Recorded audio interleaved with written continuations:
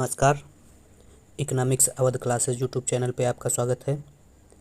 आज की क्लास में हम लोग उत्तर प्रदेश माध्यमिक शिक्षा सेवा चयन बोर्ड प्रयागराज द्वारा आयोजित प्रवक्ता चयन परीक्षा पीजीटी अर्थशास्त्र का 2011 का पेपर सॉल्व करेंगे। 2011 के पेपर का यह सेकंड वीडियो है।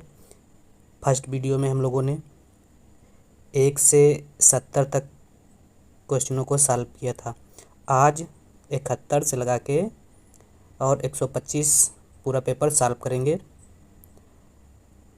यह क्वेश्चन आगामी प्रवक्ता परीक्षा के लिए भी महत्वपूर्ण हैं। तो चलिए आज की क्लास स्टार्ट करते हैं और 2011 का अर्थशास्त्र पीजीटी का सेकंड वीडियो में क्वेश्चन सॉल्व कर रहे हैं। पहला क्वेश्चन या 71 नंबर का क्वेश्चन जो है, गॉसेन का प्रथम नियम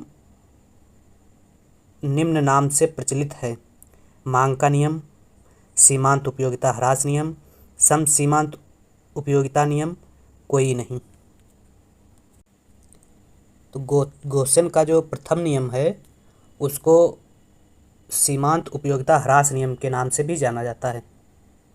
सीमांत उपयोगिता ह्रास नियम का सर्वप्रथम प्रतिपादन प्रोफेसर गॉसेन द्वारा किया गया था। बाद में प्रोफेसर मार्शल ने इसका समर्थन किया और इसे विकसित रूप प्रदान किया। क्या है सीमांत उपयोगिता ह्रास नियम? जैसे जैसे हम किसी वस्तु का उपभोग करते जाते हैं उसकी उत्तरोत्तर इकाइयों से प्राप्त होने वाली सीमांत उपयोगिता क्रमशः कम होती जाती है। इसलिए इस नियम को क्या कहते हैं? उपयोगिता ह्रास नियम कहा जाता है। प्रोफेसर गॉसेन द्वारा सबसे पहले इस नियम का प्रतिपादन किया गया था, इसलिए इसे गॉसेन का फर्स्ट नियम भी कहा जाता है। गॉसेन का फर्स्ट नियम भी कहा जाता है। इसके अलावा मांग का नियम किसे कहते हैं? मांग का नियम जो प्रतिपादित किया था प्रोफेसर मार्शल द्वारा प्रतिपादित किया गया था। और मांग का नियम कीमत एवं वस्तु की मांगी गई मात्रा के बीच संबंध बताता है। क्या संबंध बताता है मांग का नियम? यदि कीमत बढ़ रही है तो मांगी गई वस्तु की मात्रा या मांग घटती है। कीमत अगर ज़्यादा होती है तो मांग कम होती है, और कीमत अगर कम होती है तो वस्तु की मांग ज़्यादा होती है। तो इस प्रकार से कह सकते हैं कि मांग का नियम वस्तु की कीमत एवं मांगी गई मात्रा के बीच विपरीत संबंध बताता है। सामान्य मांग का नियम जो होता है उसका ढाल ऋणात्मक ढाल का होता है और बाएं से दाएं नीचे गिरता हुआ होता है। ये सामान्य मांग का नियम या आरेख वक्र है, जिसके एक्स अक्ष पर मांग की मात्रा या मांग और वाई अक्ष पर प्राइस को दिखाया गया है। अगर प्राइस ज़्यादा है तो मांग कम हो जाएगी, अगर प्राइस कम है तो मांग ज़्यादा हो जाएगी। यह मांग का नियम बताता है। समसीमांत उपयोगिता नियम को गॉसेन का सेकंड नियम कहा जाता है। ये दोनों इम्पॉर्टेंट हैं कि गॉसेन के प्रथम नियम को क्या कहा जाता है और गॉसेन के सेकंड नियम को क्या कहा जाता है। तो गॉसेन का प्रथम नियम जो है सीमांत उपयोगिता ह्रास नियम होता है और गॉसेन का सेकंड नियम सम सीमांत उपयोगिता नियम कहलाता है। अगला 72 नंबर क्वेश्चन, उद्घटित अधिमान सिद्धांत संबंधित है सबल क्रमबद्धता से, पीएस एमुल्सन से, उपभोक्ता व्यवहार से, उपयुक्त सभी से। तो उद्घटित अधिमान सिद्धांत का प्रतिपादन जो है प्रोफेसर सैमुअल्सन द्वारा किया गया था। सैमुअल्सन द्वारा किया गया था। और उद्घटित सिद्धांत को मांग के सिद्धांत का तीसरा मूल रूप कहा जाता है, जिसे सैमुअल्सन ने 1958 में अपनी पुस्तक इकोनॉमिक्स में प्रकाशित किया था या प्रस्तुत किया था। इकोनॉमिक्स पुस्तक किसकी है? प्रोफेसर सैमुअल्सन द्वारा लिखी गई है। यह सिद्धांत क्या बताता है? यह सिद्धांत बताता है कि बाजार में उपभोक्ता के व्यवहार के आधार पर दो वस्तुओं के एक संयोग के लिए उपभोक्ता के अधिमान का विश्लेषण करते हैं। तो उपभोक्ता के अधिमान या व्यवहार का विश्लेषण किया जाता है। एक तो सैमुअल्सन द्वारा दिया गया सिद्धांत है तो बी सही है, और दूसरा उपभोक्ता के व्यवहार का विश्लेषण करता है तो सी भी सही है। और इसके अलावा कुछ मान्यताएं हैं प्रोफेसर सैमुअल्सन द्वारा दिए गए प्रकटित या उद्घटित अधिमान सिद्धांत की। क्या मान्यताएं हैं? उपभोक्ता एक विवेकपूर्ण व्यवहार करता है, सकारात्मकता है, उपभोक्ता की रुचि दी गई तथा स्थिर है, सबल क्रमबद्धता पर आधारित है सिद्धांत, और व्यक्त प्राथमिकता की अवधारणा ली गई है। सबल क्रमबद्धता पर आधारित है सिद्धांत, तो यह भी सही है, ए भी सही है। तो इस प्रकार से ए, बी और सी तीनों सही है, तो उपरोक्त तो सभी हो जाएगा। तो 72 का आंसर सही हो जाएगा डी। अगला 73 नंबर क्वेश्चन। पूरक वस्तुओं के लिए उदासीनता वक्र होता है। कैसा होता है? ऊपर से नीचे की तरफ गिरती हुई सीधी रेखा, नीचे से ऊपर की तरफ उठती हुई सीधी रेखा, मूल बिंदु के सापेक्ष उन्नतोदर। कोई नहीं। तो पूरक वस्तुओं के लिए तटस्थता वक्र जो है वह एल आकार का होता है। एल आकार का होता है, यह कह सकते हैं पूरक वस्तुओं के लिए तटस्थता वक्र वाई अक्ष के समांतर और एक्स अक्ष के समांतर होता है। तो पूरक वस्तुओं के लिए उदासीनता वक्र ऊपर से नीचे की तरफ गिरती हुई सीधी रेखा होती है, ये गलत हो जाएगा। और नीचे से ऊपर उठती हुई सीधी रेखा होती है, यह भी गलत हो जाएगा। पूर्ण स्थानापन्न वस्तुओं के लिए जो है तटस्थता वक्र एक सीधी रेखा होती है। पूर्ण स्थानापन्न वस्तुओं के लिए तटस्थता वक्र एक सीधी रेखा होती है। इससे इसका मतलब यह हुआ कि उपभोक्ता अपनी संपूर्ण आय एक ही वस्तु पर व्यय कर देता है। पूर्ण स्थानापन्न वस्तुओं के लिए तटस्थता वक्र के सीधी होने का मतलब यह है कि उपभोक्ता संपूर्ण आय एक ही वस्तु पर व्यय कर देता है। तो ए और बी दोनों गलत हैं। मूल बिंदु के सापेक्ष उन्नतोदर होता है, तो यह भी नहीं है, क्योंकि बता चुके हैं कि पूरक वस्तुओं के लिए उदासीनता वक्र एल आकार का होता है या समकोणीय होता है। तो ए, बी, सी तीनों गलत हैं। तो 73 का सही हो जाएगा डी। अगला 74 नंबर क्वेश्चन। निम्न में सही कथन है। क्या सही कथन है? 74 नंबर। पूरक वस्तुओं की स्थिति में उदासीनता वक्र ऊपर से नीचे की तरफ गिरती हुई सीधी रेखा होता है। नहीं, अभी अध्ययन कर चुके हैं कि पूरक वस्तुओं के संबंध में उदासीनता वक्र एल आकार का होता है, तो ए गलत हो जाएगा। बी, पूर्ण प्रतिस्थानापन्न वस्तुओं की स्थिति में उदासीनता वक्र एल आकार का होता है, तो पूर्ण प्रतिस्थानापन्न वस्तुओं नहीं, पूरक वस्तुओं के संबंध में एल आकार का होता है। अगर बी में प्रतिस्थापन की जगह पूरक वस्तु होता तो बी सही हो जाता, तो बी गलत है, बी भी गलत है, ए भी गलत है। अगला ऑप्शन क्या है? ए तथा बी दोनों सही हैं। नहीं, ए तथा बी दोनों गलत हैं, तो उपरोक्त में कोई नहीं, तो डी सही हो जाएगा। 74 का डी सही हो जाएगा। 75 स्लटस्की के प्रतिस्थापन प्रभाव में उपभोक्ता ए समान उदासीनता वक्र पर बना रहता है, बी ऊंचे उदासीनता वक्र पर चला जाता है, सी एक नीचे उदासीनता वक्र पर चला जाता है, डी उपरोक्त में कोई नहीं। तो स्लटस्की के प्रतिस्थापन प्रभाव में उपभोक्ता एक ऊंचे उदासीनता वक्र पर चला जाता है, बी सही है। अगला 76 नंबर क्वेश्चन। एंजिल वक्र व्यक्त करता है कीमत उपभोग वक्र को, आय उपभोग वक्र को, औसत लागत वक्र को, उपयोगिता वक्र को। तो एंजिल वक्र आय उपभोग वक्र को व्यक्त करता है, तो 76 बी सही हो जाएगा। एंजिल जर्मन के एक सांख्यिकीविद थे जिन्होंने अलग अलग आय समूह के पारिवारिक बजट का अध्ययन किया तथा आय और विभिन्न वस्तुओं के संबंध में किए गए उपभोक्ता व्ययों के बीच संबंध का विश्लेषण किया और बताया कि जैसे जैसे व्यक्ति की आय बढ़ती है वैसे वैसे क्या होता है, भोजन, वैसे वैसे 3 प्रभाव इन्होंने बताए कि 3 प्रभाव उत्पन्न होते हैं। पहले प्रभाव में क्या बताया कि भोजन पर होने वाले व्यय के अनुपात में कमी आती है। मकान तथा कपड़े पर होने वाले, सेकंड नियम में क्या बताया, सेकंड लॉ में मकान तथा कपड़े पर होने वाले व्यय का अनुपात स्थिर रहता है। और थर्ड में बताया कि अन्य सभी वस्तुओं जैसे शिक्षा, स्वास्थ्य, मनोरंजन आदि पर होने वाले व्यय में या व्यय के अनुपात में वृद्धि होती है।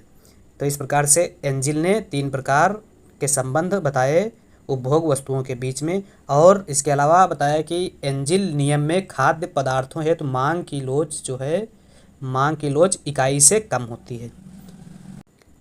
तो इस प्रकार से एंजिल ने आय उपभोग वक्र को व्यक्त करने का सिद्धांत प्रस्तुत किया।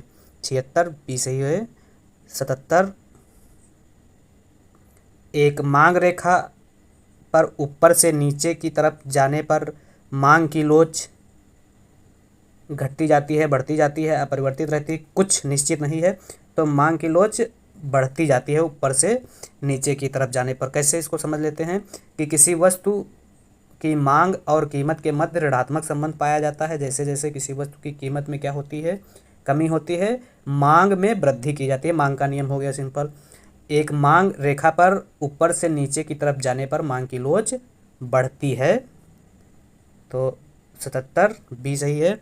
अब 78 नंबर क्वेश्चन, प्रतिस्थापन वस्तुओं की स्थिति में मांग की लोच है ऋणात्मक, धनात्मक, शून्य, इकाई। तो प्रतिस्थापन वस्तुओं के संदर्भ में मांग की लोच धनात्मक होती है। इसके अलावा स्वतंत्र वस्तुओं के संबंध में मांग की आड़ी लोच या लोच 0 होती है। पूरक वस्तुओं के संबंध में धनात्मक होती है। स्थानापन्न या प्रतिस्थापन वस्तुओं के संबंध में, पूरक वस्तुओं के संबंध में ऋणात्मक होती है, भाई धनात्मक नहीं, ऋणात्मक होती है। स्थानापन्न वस्तु के संबंध में धनात्मक होती है और पूर्ण स्थानापन्न वस्तु के संबंध में अनंत होती है मांग की लोच। तो ये याद रखने वाली चीज़ें हैं कि मांग की लोच या मांग की आड़ी लोच स्थानापन्न वस्तु के संबंध में धनात्मक होती है, पूरक वस्तु के संबंध में ऋणात्मक होती है, स्वतंत्र वस्तु के संबंध में 0 होती है और पूर्ण स्थानापन्न वस्तु के संबंध में अनंत होती है। तो 78 का सही है बी। अब 79 नंबर क्वेश्चन, उपभोक्ता की बचत की अवधारणा किस पर आधारित है? किस पर आधारित है? उपयोगिता ह्रास नियम पर, मुद्रा की स्थिर सीमांत उपयोगिता पर, ए तथा बी दोनों पर, उपरोक्त में कोई नहीं। तो उपभोक्ता की बचत जो है उपयोगिता ह्रास नियम और मुद्रा की स्थिर सीमांत उपयोगिता दोनों पर आधारित है। तो 79 का सही हो जाएगा बी। 80 नंबर क्वेश्चन, आवश्यक वस्तुओं के लिए उपभोक्ता की बचत होती है। तो आवश्यक वस्तुओं के लिए उपभोक्ता की बचत अनंत होती है। उपभोक्ता की बचत की अवधारणा प्रोफेसर ड्यूपिट द्वारा दी गई थी और उपभोक्ता बचत से अभिप्राय उस स्थिति से है जब उपभोक्ता किसी वस्तु का जितना मूल्य देना चाहता है और वास्तविक रूप में वह जितना मूल्य का भुगतान करता है, इन दोनों के बीच के अंतर को क्या कहते हैं? उपभोक्ता की बचत। जैसे मान लेते हैं एक एग्जाम्पल की सहायता से, एक पेन का वास्तविक मूल्य 100 रुपये है और उपभोक्ता द्वारा वहन किया गया मूल्य जो है 80 रुपये है। इन दोनों का अंतर 20 रुपये हो तो 20 रुपये ही उपभोक्ता की बचत हुई। वास्तविक मूल्य और उपभोक्ता द्वारा वहन किए गए मूल्य के अंतर को ही क्या उपभोक्ता की बचत कहा जाता है। और आवश्यक वस्तुओं के लिए उपभोक्ता की बचत अनंत होती है। अगला 81 नंबर क्वेश्चन क्या है? उत्पादन का अभिप्राय होता है ए वस्तुओं का उत्पादन, बी सेवाओं का उत्पादन, सी उपयोगिता का सृजन, डी उपरोक्त में कोई नहीं। तो उत्पादन का सिंपल अर्थ होता है उपयोगिता के सृजन से। 81 सी सही हो जाएगा। विभिन्न वस्तुओं को आपस में संयोजित करने के उपरांत जो प्रतिफल प्राप्त होता है उसे क्या कहते हैं? उत्पादन कहते हैं। और उत्पादन का संबंध उपयोगिता के सृजन से होता है। किसी पदार्थ में उपयोगिता का सृजन करना ही उत्पादन कहलाता है। प्रोफेसर मार्शल उत्पादन को ऋणात्मक उपभोग मानते हैं। उत्पादन एवं उपभोग दोनों आर्थिक क्रियाएं हैं। आर्थिक क्रिया में उपयोगिता का सृजन एवं विनाश दोनों हो सकता है। तो इस प्रकार से उत्पादन का अभिप्राय उपयोगिता के सृजन से है। इंपॉर्टेंट है क्वेश्चन। अगला 82 नंबर क्वेश्चन, दीर्घकालीन उत्पादन फलन के अंतर्गत क्या होता है? कुछ दीर्घकाल में समय ज़्यादा मिलता है। तो समय ज़्यादा मिलता है तो क्या होता है? पैमाने के प्रतिफल का प्रयोग किया जाता है और सभी पैमाने के साधनों को परिवर्तित किया जा सकता है। तो इसमें ऑप्शन में क्या क्या है? कुछ साधन परिवर्तित होते हैं, कुछ साधन स्थिर होते हैं, सभी साधन परिवर्तनशील होते हैं, सभी साधन स्थिर होते हैं। तो सभी साधन परिवर्तनशील होते हैं। क्यों? क्योंकि अधिक समय मिलता है दीर्घकाल में और पैमाने का प्रतिफल प्रयोग किया जाता है। इस वजह से उत्पत्ति के समस्त साधन परिवर्तनीय होते हैं। प्लांट और आकार अर्थात उत्पत्ति के पैमाने को पूर्णतः बदला जा सकता है। लेकिन अल्पकाल में क्या होता है? अल्पकालीन उत्पादन फलन में परिवर्तनशील अनुपात का नियम लागू होता है और अल्पकाल में समय बहुत कम मिलता है, इसलिए उत्पत्ति के साधनों में परिवर्तन संभव नहीं है। अगला 83 नंबर क्वेश्चन, उत्पादन की प्राविधिक सीमाएं व्यक्त की जाती हैं सम उत्पाद वक्रों के द्वारा, सम लागत वक्रों के द्वारा, ऋज रेखाओं के द्वारा। तो उत्पादन की प्राविधिक सीमाएं ऋज रेखाओं के द्वारा व्यक्त की जाती हैं। 83 सी सही है। 84 नंबर क्वेश्चन, प्रति व्यक्ति आय तथा आय असमानता के स्तर के मध्य संबंध को प्रदर्शित करने वाला वक्र कहलाता है। तो प्रति व्यक्ति आय तथा आय असमानता के मध्य संबंध लॉरेंज वक्र द्वारा दिखाया जाता है। क्या है लॉरेंज वक्र? प्रति व्यक्ति आय तथा आय असमानता के स्तर के मध्य संबंध को प्रदर्शित करने वाले वक्र को लॉरेंज वक्र कहा गया है, जिसको 1905 ईस्वी में मैक्स ओ लॉरेंज द्वारा प्रतिपादित किया गया था। इसके अलावा एंजिल वक्र क्या है? आय तथा उपभोग वस्तुओं के मध्य संबंध व्यक्त करने वाले वक्र को एंजिल वक्र कहते हैं, जिसका प्रतिपादन जर्मन अर्थशास्त्री या सांख्यिकीविद प्रोफेसर एंजिल द्वारा किया गया था। कुजनेट्स वक्र क्या है? आर्थिक समृद्धि एवं आय असमानता के बीच संबंध बताने वाले वक्र को कुजनेट्स वक्र कहते हैं, जिसका प्रतिपादन प्रोफेसर साइमन कुजनेट्स द्वारा 1954 में किया गया था। तो इस प्रकार से इसका सही आंसर 84 का ए है।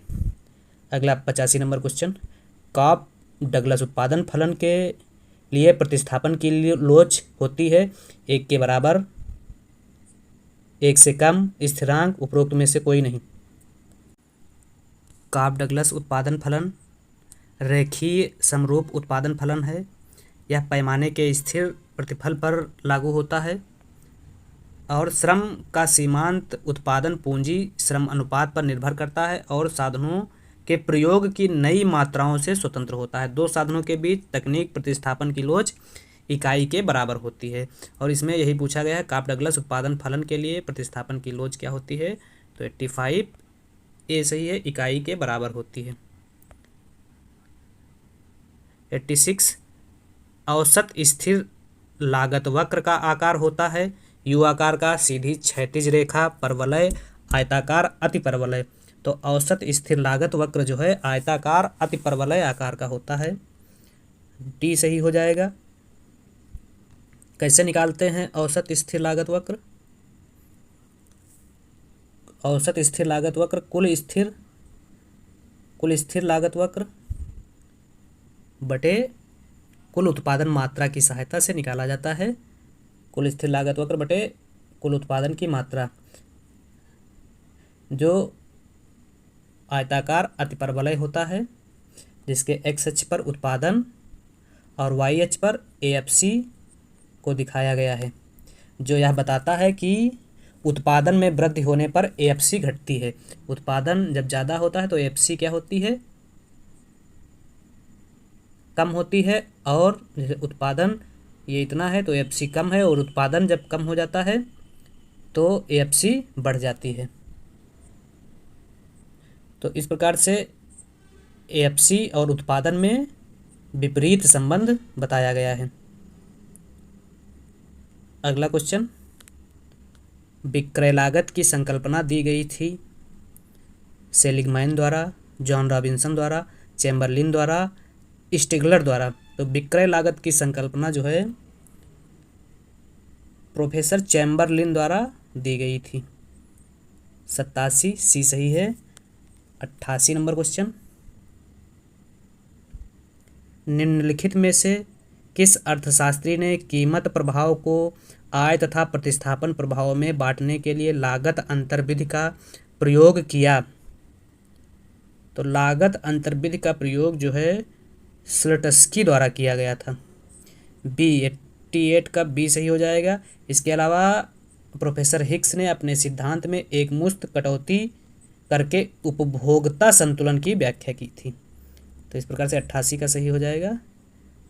बी लागत अंतर कटौती विधि का प्रतिपादन उपभोक्ता व्यवहार या कीमत प्रभाव के संबंध में स्लटस्की द्वारा दिया गया था। अगला 89 क्वेश्चन, वह अर्थशास्त्री जिन्होंने कीमत निर्धारण में समय तत्व को सम्मिलित किया। तो यह सबको पता होगा, मार्शल ने कीमत निर्धारण में समय तत्व को सम्मिलित किया था, जिसमें मार्शल ने समय को 4 वर्गों में बांटा था: अल्पकालीन, अति अल्पकालीन, दीर्घकालीन, अति दीर्घकालीन।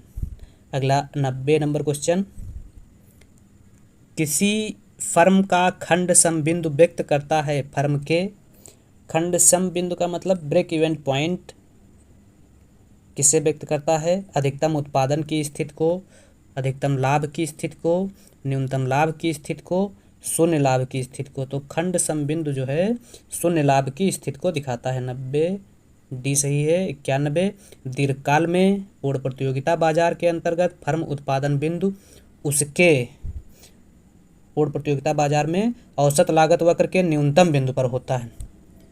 दीर्घकाल में फर्म का उत्पादन उसके औसत लागत वक्र के न्यूनतम बिंदु पर होता है। कहाँ होता है औसत लागत वक्र का न्यूनतम बिंदु? दीर्घकाल में, परफेक्ट कंपटीशन में। ये AR और MR है, ये AC और MC यहाँ पर होगा, मान लेते हैं E बिंदु पर होगा। तो औसत लागत वक्र के न्यूनतम बिंदु पर होता है। औसत लागत ये एवरेज कास्ट हो जाएगी, यही हो जाएगी औसत लागत। तो इसके न्यूनतम बिंदु पर होता है। कहाँ? जहाँ पर AC AR MR को स्पर्श कर रही है और AC को MC उसके नीचे से काट रही है, वहाँ पर फर्म का औसत लागत बिंदु होगा। अगला क्वेश्चन 92 नंबर, कीमत विभेदीकरण के संदर्भ में सही कथन है। A, फर्म की सीमांत आगम वक्र समान होती है। B, फर्म की सीमांत लागत वक्र समान होती है। C, फर्म की औसत लागत वक्र समान होती है। तो कीमत विभेदीकरण के अंतर्गत क्या होता है? फर्म की औसत लागत वक्र समान होती है। क्या है कीमत विभेदीकरण? कीमत विभेदीकरण एकाधिकारी फर्म की प्रमुख विशेषता है। कीमत विभेदीकरण में उत्पादक एक उपभोक्ता द्वारा भिन्न भिन्न वस्तुओं की भिन्न भिन्न कीमतें वसूल करने में सफल होता है। इसे ही क्या कीमत विभेदीकरण कहा जाता है। प्रोफेसर AC पीगू ने कीमत विभेदीकरण की 3 कसौटियाँ बताई थी। प्रथम कोटि का कीमत विभेदीकरण, द्वितीय कोटि का कीमत विभेदीकरण और तृतीय कोटि का कीमत विभेदीकरण AC पीगू द्वारा बताया गया था। तो इसमें सही आंसर हो जाएगा, फर्म की औसत आगम वक्र समान होती है कीमत विभेदीकरण में।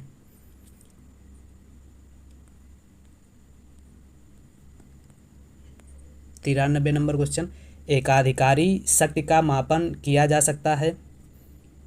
किससे किया जा सकता है एकाधिकारी शक्ति का मापन?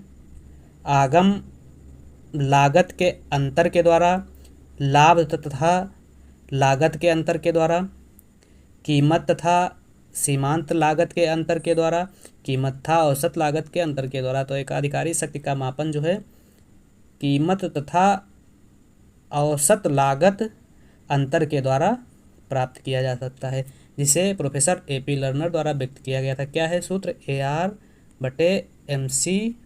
AR माइनस MC बटे AR, जिसमें AR क्या है? कीमत या औसत आगम और MC सीमांत आगम। तो कीमत या औसत आगम और सीमांत लागत, एवरेज कास्ट, एवरेज रेवेन्यू और मार्जिनल कास्ट। तो कीमत और AR को एक ही माना गया है, तो इस प्रकार से इसका सही आंसर सी हो जाएगा। और इसके अलावा P माइनस MC/P, ये दो सूत्र हैं और दोनों पूछे जाते हैं एग्जाम में। और ये जिस तरह से थ्योरी में पूछा गया ये भी पूछ लिया जाता है कि एकाधिकारी शक्ति का मापन किया जाता है तो कीमत और सीमांत लागत के अंतर के द्वारा। अगला 94 नंबर क्वेश्चन, एकाधिकारात्मक प्रतियोगिता के अंतर्गत फर्म की मांग वक्र की लोच बाजार मांग वक्र की लोच के समान होती है, ये सही है। अगला 95 नंबर क्वेश्चन, निम्न में से किस अर्थशास्त्री ने समृद्धि मॉडल में मुद्रा का प्रयोग सबसे पहले किया? तो हैरड डोमर ने समृद्धि मॉडल में, हैरड डोमर ने, ईडी डोमर ने, सिर्फ डोमर ने समृद्धि मॉडल में मुद्रा का प्रयोग सबसे पहले किया था। कुछ लोग टॉबिन को मानते हैं, डोमर सही है। अगला 96 नंबर क्वेश्चन, निम्न में से अल्पाधिकार की विशेषता नहीं है? परस्पर निर्भरता, स्थिर कीमतें, मांग वक्र का निश्चित होना, एकाधिकारी तत्व। तो अल्पाधिकार में मांग वक्र निश्चित नहीं होता है। अल्पाधिकारी बाजार में मांग वक्र जो है अनिश्चित प्रवृत्ति का होता है, जिसे पाल एवं स्यूजी ने विकुंचित प्रवृत्ति का बताया है। तो यही सही हो जाएगा, यही सही है सी, क्योंकि सी गलत है। क्या है अल्पाधिकार बाजार, कुछ जान लेते हैं इनके बारे में कि अल्पाधिकार बाजार की वह दशा है जिसमें विक्रेता अपनी वस्तुओं की बिक्री करते हुए आपस में प्रतियोगिता करते हैं। स्टेनियर एवं हेग ने अल्पाधिकार बाजार में फर्मों की संख्या 2 से 12 के बीच बताई है। और बहुत से अर्थशास्त्री अल्पाधिकार बाजार में फ्यू फर्म अर्थात कुछ फर्मों को बताते हैं कि अल्पाधिकार में कुछ फर्में पाई जाती हैं। अल्पाधिकार बाजार 2 प्रकार का होता है, एक सजातीय बाजार और विजातीय बाजार। सजातीय बाजार में जब क्या होता है, फर्म गुणात्मक रूप से समान वस्तु उत्पन्न करती है तो उसे सजातीय बाजार कहते हैं, और जब फर्म गुणात्मक रूप से भिन्न भिन्न वस्तु उत्पादित करती है तो उसे विजातीय अल्पाधिकार बाजार कहते हैं। अल्पाधिकार बाजार में थोड़ी फर्में होती हैं जो आपस में प्रतियोगिता करती हैं। सभी फर्मों का उद्देश्य अपने लाभ को अधिकतम करना होता है। वस्तु का जो है पूर्ति पर नियंत्रण होता है। प्रत्येक फर्म वस्तु की कीमत तथा उत्पादन की मात्रा को प्रभावित कर सकती है। इसलिए कहा जाता है कि फर्म में परस्पर निर्भरता की प्रवृत्ति पाई जाती है। निर्भरता का मतलब हुआ कि एक फर्म अगर अपनी वस्तु या कीमत नीति या उत्पादन की मात्रा घटाती बढ़ाती है तो इसका प्रभाव अन्य फर्मों पर भी पड़ता है, अर्थात अन्य फर्में भी अपनी कीमत नीति उत्पादन की मात्रा घटाती एवं बढ़ाती हैं। इसके अलावा अल्पाधिकार बाजार में अनिश्चितता की स्थिति बनी रहती है और इस बाजार में कीमत युद्ध की प्रबल संभावना होती है। कीमत में अनिश्चित होने की वजह से इस बाजार में मांग वक्र का आकार जो है स्पष्ट नहीं है। पाल एवं सीजी ने मांग वक्र के आकार को विकुंचित प्रवृत्ति का बताया है। इसमें मांग वक्र का जो है आकार निश्चित नहीं होता है। यही सही हो जाएगा। अगला 97 नंबर क्वेश्चन,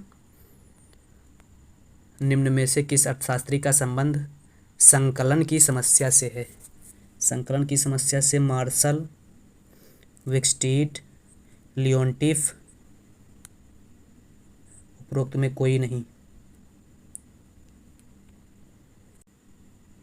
तो संकलन की समस्या से संबंधित अर्थशास्त्री लियोन्टिफ हैं, सी सही है।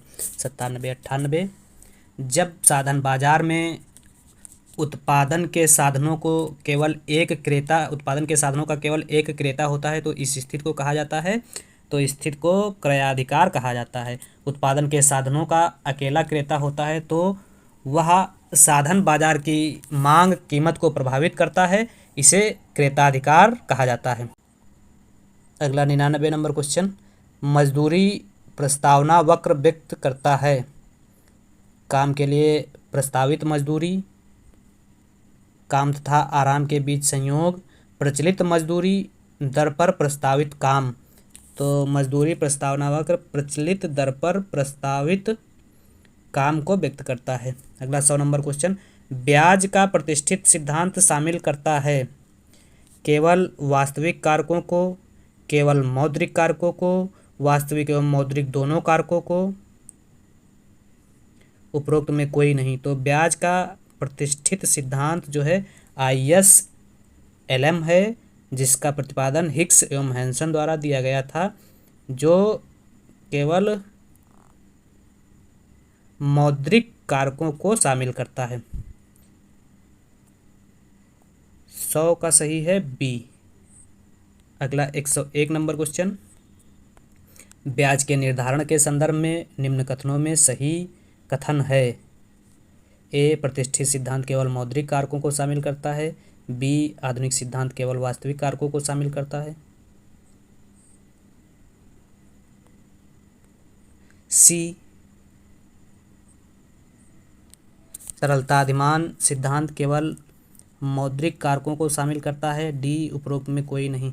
तो प्रतिष्ठित सिद्धांत केवल मौद्रिक कारकों को शामिल करता है, यही सही है ए। 100 नंबर में कुछ गलती हो गई है। ब्याज का प्रतिष्ठित सिद्धांत हिक्स हैंसन द्वारा नहीं दिया गया था, क्योंकि हिक्स हैंसन द्वारा दिया गया जो सिद्धांत है वह आधुनिक सिद्धांत है।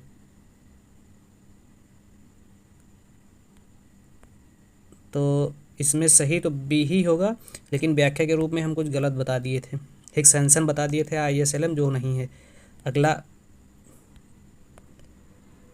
लाभ का नवप्रवर्तन सिद्धांत किसने प्रतिपादित किया था?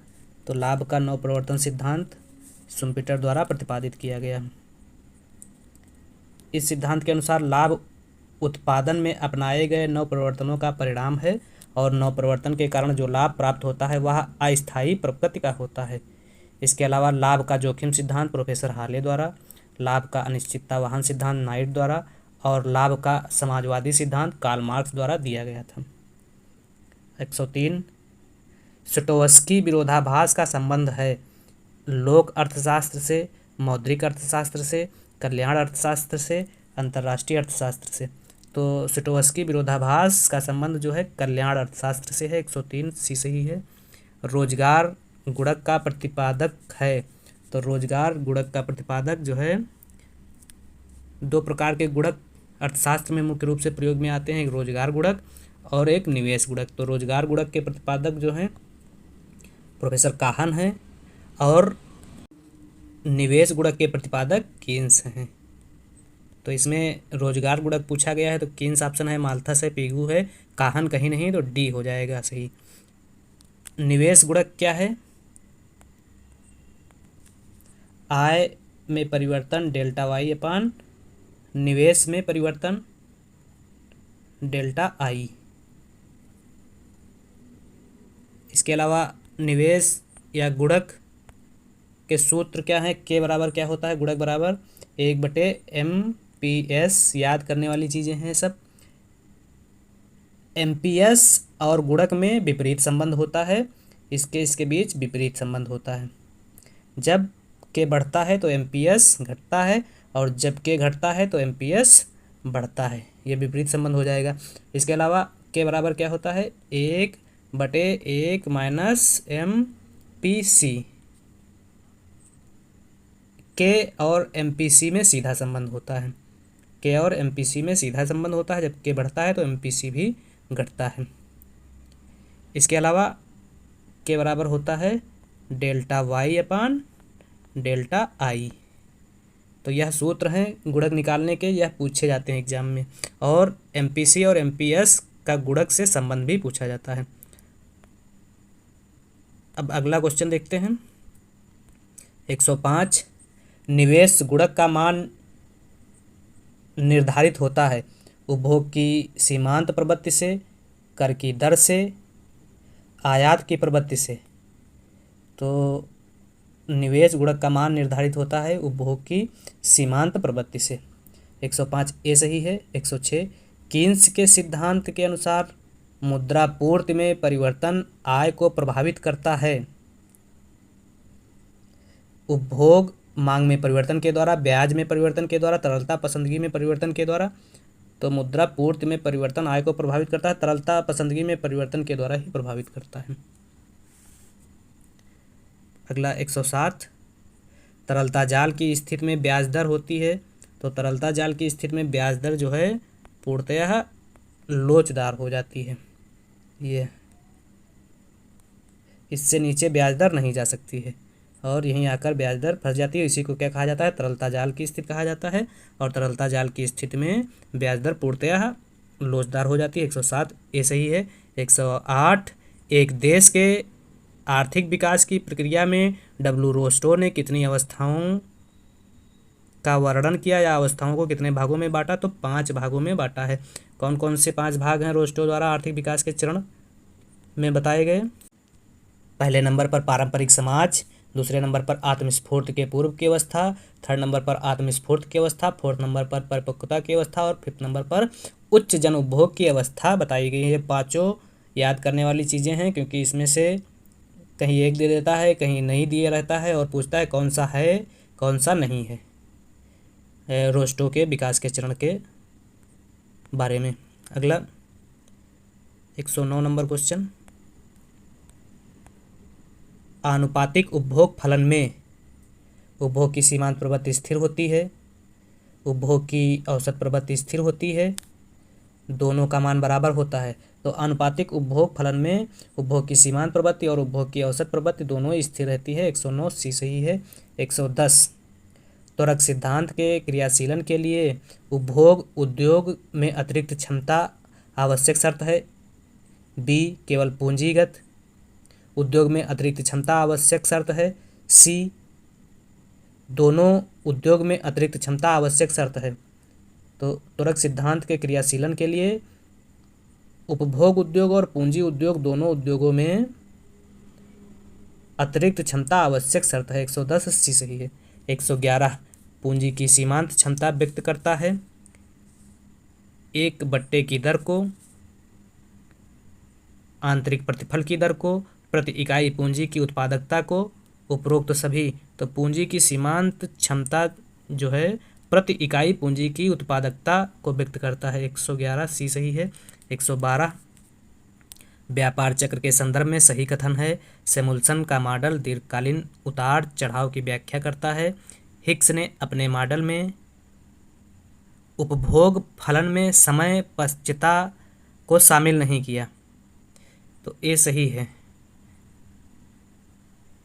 ए नहीं, बी सही है। बी, व्यापार चक्र के संदर्भ में सही कथन है। तो हिक्स ने अपने मॉडल में समय पश्चिता सिद्धांत को शामिल नहीं किया। बी 112 बी सही है।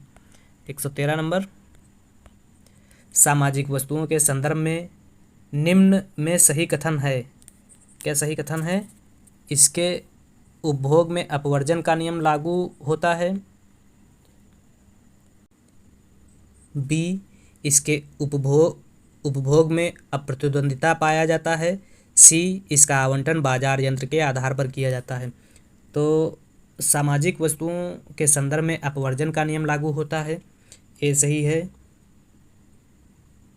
प्रतिद्वंदिता की स्थिति पाई जाती है। बी सही है। और कुछ वस्तुओं जैसे सार्वजनिक परिवहन, मनोरंजन, पार्क, चिड़ियाघर, सौदागृह आदि में बाजार तंत्र के आधार पर वस्तुओं का आवंटन होता है। तो सी भी सही है। इस प्रकार से 113 का सही आंसर डी है। 114, सामाजिक वस्तुओं के संदर्भ में विभिन्न उपभोक्ताओं के लिए आपूर्ति स्थिर होती है परंतु कीमत अलग अलग होती है। कीमत स्थिर परंतु आपूर्ति अलग अलग होती है। आपूर्ति एवं कीमत दोनों अलग अलग होती है। आपूर्ति एवं कीमत दोनों स्थिर होती है। तो सामाजिक वस्तुओं के संदर्भ में उपभोक्ता के लिए आपूर्ति स्थिर होती है परंतु कीमत अलग अलग होती है। 114 ए सही है। 115, लोक वित्त एवं निजी वित्त में अंतर होता है। किसका? बजट निर्धारण प्रक्रिया का, गोपनीयता का, उद्देश्य का, सभी का होता है। तो सभी का होता है।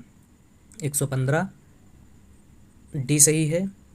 लोक वित्त एवं निजी वित्त में बजट निर्धारण प्रक्रिया, गोपनीयता का, उद्देश्य का अंतर होता है। इसके अलावा सार्वजनिक बजट में जहाँ घाटे का बजट होता है, वहीं निजी बजट जो है लाभ का बजट बनाया जाता है। इसके अलावा सरकारी बजट जो है पारदर्शिता प्रणाली के आधार पर अपनाया जाता है, लेकिन निजी बजट में गोपनीयता रखी जाती है। इसके अलावा सरकार का उद्देश्य विकास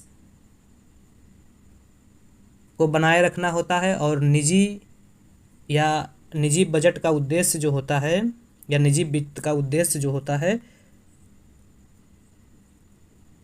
वह बाजार पर आधारित होता है, जो व्यक्तिगत कल्याण के संदर्भ में होता है। यह कुछ अंतर थे निजी वित्त और लोक वित्त के संदर्भ में।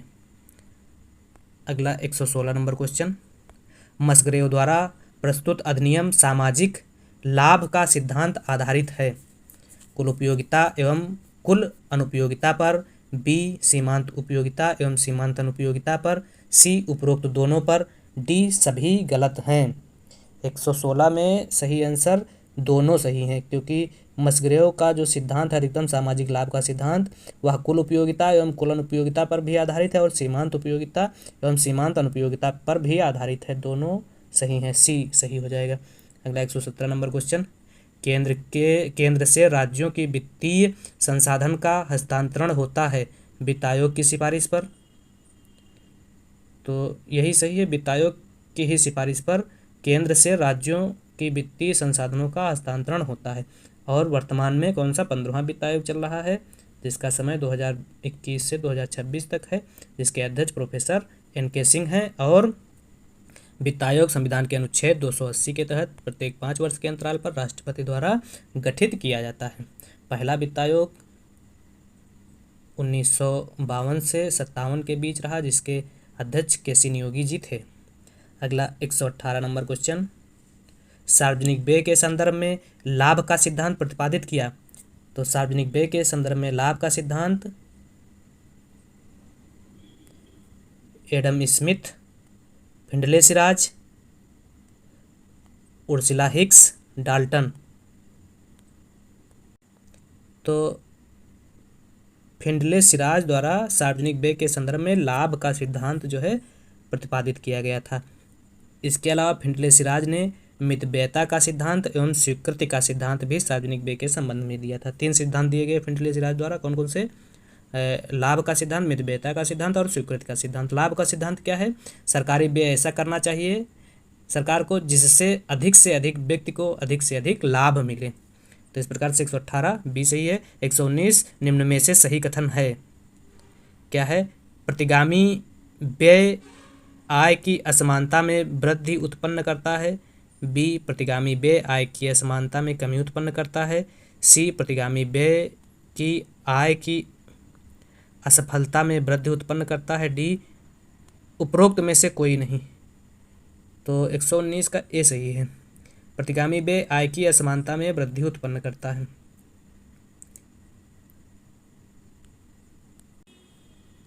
अगला 120 नंबर क्वेश्चन,